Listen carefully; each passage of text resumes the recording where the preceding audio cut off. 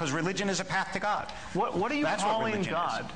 Where is God? God is the intangible creator of the universe, in whose presence a human being can live, and according to whose dictates or will a human being can live in this world. But what is your evidence for the existence of God right now? I don't have evidence because it's not a scientific claim. Okay, but unless you want to say, oh, well, I shouldn't say it that way. I don't have proof because it's not a scientific claim. If you want a supporting idea, I would say my understanding of other human beings and my experience of other human beings, which leads me to believe that there's something more than material. My understanding of the design of the world, which leads me to believe that we're here not by accident. My appreciation of the fact that human beings, even though we are made of stuff, have consciousness, which leads philosophers like Galen Strawson to assume that even rudimentary material has consciousness, because he can't explain how consciousness arises. Right. My experience of religious human beings and the way they live, and the fact that they live in harmony, to my perception, with an invisible order that gives them a life of a certain sanctity and holiness. This is a general claim. Religious human beings generally live in harmony with... No, I said my experience of certain human beings. I mean, I can keep going if you want me to keep going. Well, no, I think you've put enough on the table. Okay, but none of those are scientific evidence. Many of those claims trespass upon the territory of science overtly. I mean, the claim about...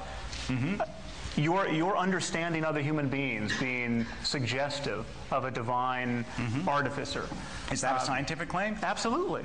I mean, is your understanding of mathematics also suggestive of a divine artificer? No, it has to do with my experience. Your ability to learn language? Do you understand? It has to do with my experience of you. When I'm looking at you right now, you may assume that what I see is a material, but that's not what I see.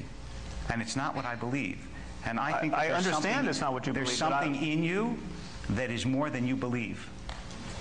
I really think so. This is now, if you want to make that a scientific claim, you can. But I'm telling you, it's a metaphysical claim, and to confuse the two is a mistake. Okay, you can add any metaphysics you want.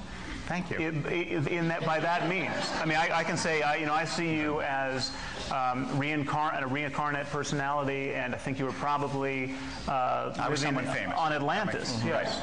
Don't make me like a washerwoman in a people do this all the time. I mean, you can broadcast. I mean, this is constrained by our common sense in every other domain of discourse. I mean, just take, for example, the people who think Elvis is still alive. Okay. What's wrong with this claim? I mean, why is this claim not vitiating our academic departments and corporations? I mean, I'll tell you why, and it's very simple. We have not passed laws against believing Elvis is still alive. The problem is that whenever somebody seriously represents his belief that Elvis is still alive, in a conversation, on a first date, at a lecture, at a job interview, he immediately pays a price. He pays a price in ill-concealed laughter. Right.